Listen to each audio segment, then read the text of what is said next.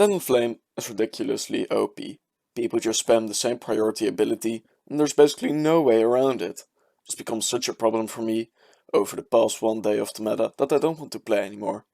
Every game I go into has a Talonflame. It's the most easiest way to win, which pisses me off. Hopefully the devs will do something about it. Well, I agree. No, I don't really agree. But I think Talonflame should be banned. And here's why. So, I think the biggest problem 2v2 has at the moment is it's still an predictable metagame that has been fully explored, or at least in my opinion. While, of course, there is some random cool stuff you can run that will actually be viable. Big shoutouts to Purple Frog for bringing some of those pretty cool teams that, well, to be fair, had some ones I didn't even consider using. Like last 3A, that was pretty cool to see. So, while the team building set, or the, how would you call it, like not every mon has fully been explored, the meta is in the, what's the most effective and easiest, has become fully explored, which makes 2v2 kinda boring to play, because 2v2 is mostly about team building and less about making plays. While I don't think Talonflame is broken, because like normally you ban something because it's broken, or it has become such a dominating force in the metagame that everything needs to adjust on it or for it. But that's not really the case. You can still beat Talonflame plus another move, or another mon I mean, pretty easily. So that shouldn't be a problem, really, like for the metagame. But it makes that it's becoming very still. Like yesterday I believe I said, I would ban Talonflame if I could, because it's following the same construct for every team, or it makes it very easy to do that. I can shit out 5 teams in under 10 minutes, and they would all be viable, would all look the same, but would all be very boring to build, very boring to play with, and very boring to play against. So I thought I'm just gonna build 2 teams, one with Cottony, which has Prankster Tailwind, and one with Talonflame, which has Gale Wings priority Tailwind. I show that I'm kinda right in that way.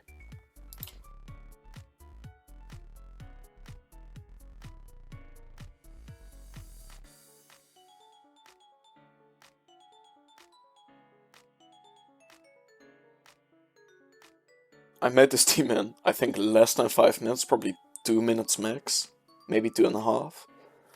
Alright, so this team is pretty standard.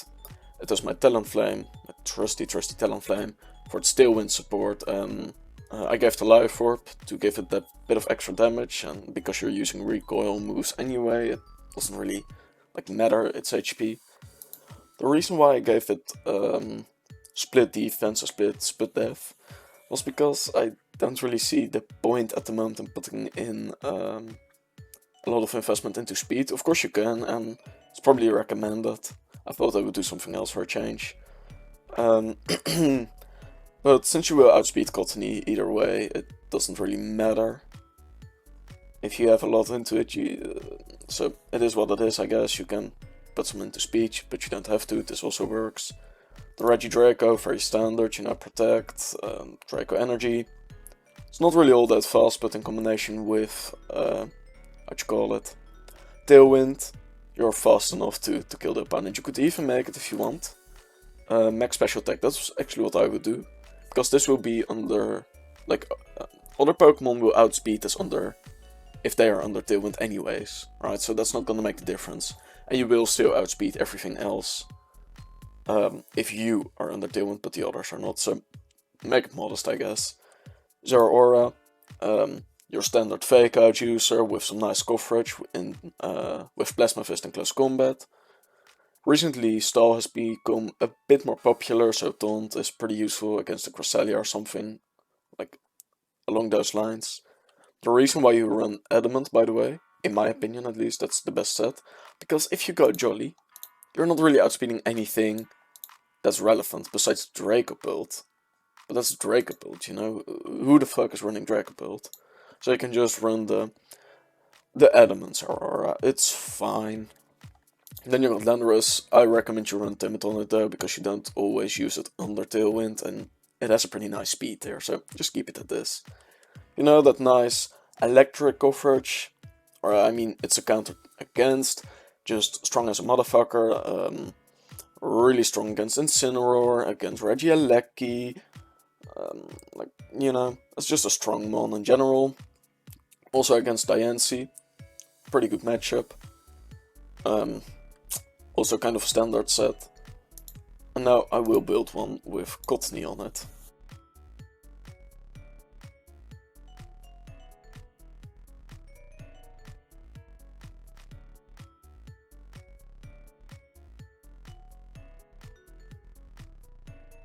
I'm done with Team 2, I think I also finished this in under 3 minutes, I guess.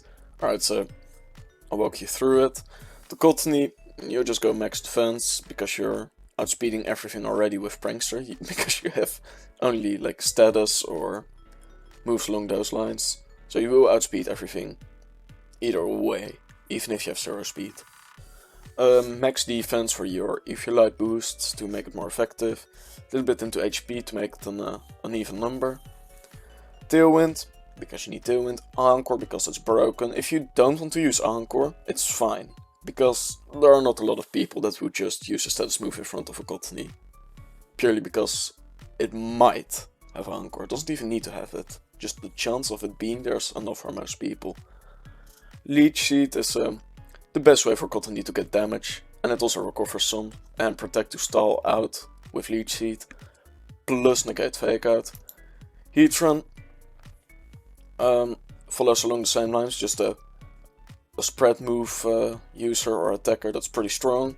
You don't really see Heatrans that much, same goes for Gapdos, but I thought it would be fun to use a little bit more of the underused Pokemon that are still viable, in my opinion, or my experience. Heatran is actually pretty strong, like 130 special attack, that's good. Eruption, very strong. It has decent coverage, and you just give it protect for the Fake Out. Life Orb. Normally I wouldn't run Life Orb on an Eruption set, because, well, you take recoil or whatever you want to call it from Life Orb and your Eruption becomes less powerful. But like the Eruption, like turn 1, or like your first Eruption I should say, is the only Eruption that really matters a lot. Yeah, same reason why you run Modest over Jolly, or like Timid I mean, for Regidraco. You're gonna get like outsped anyway if you're not under Tailwind. And if you are under Tailwind you will still outspeed most things. And if you go Timid you won't outspeed anything. That's like, you won't outspeed Regieleki. Like this won't outspeed Regieleki at all. So, unless it has a weird moveset, or IV spread I should say, but this is generally the set I would go for. Rillaboom, right? I think an airplane is going over my airplane. Fuck am I saying, a truck is going past? Doesn't matter, either way. Rillaboom said, you know, you need something against the water Pokemon, I guess, because you are getting kinda weak. Somewhat at least. Water mons are not that prevalent, but it's nice to have a good Fake Out user. Same with Zeraora, the Fake Out user. And also because Regieleki is kind of a problem otherwise, this can OHKO Regieleki with Grassy Glide, so also that problem is then fixed. And because this is getting a little bit Incineroar weak, I thought I would throw Gapdos on there for good measure. This time you run max speed, because, well, you won't always use it under Tailwind. And then just a decent moveset for it, with Life Orb to boost it a little bit more. Defiant, nobody wants to bring an Incineroar against this. This demolishes any Incineroar Rillaboom counter. So, as you noticed, these teams follow the exact same structure. You got the Incineroar counter, you got your nice Fake Out user / Regieleki counter, you got your strong spread move users, and you got your speed control. I mean, these teams are not top notch, right? They're not the best teams out there, but they are good. They are viable. And they really didn't take me long to build. Really simple IV and EV spreads, simple moveset, simple item choice. It's not difficult. And it's really boring. And I think if you would just remove Talonflame and remove Cottony, or not remove the Pokemon, but remove Prankster Tailwind, I think you could open up for some like new metagame changes, which could be really fun. So, if you go into, like, for example, you see Zeraora. Like the opponent has Incineroar, he leads off with it. You have two Pokemon, both have Protect. What you do is you double Protect. Like with every Pokemon you protect once. So you negate the Fake Out.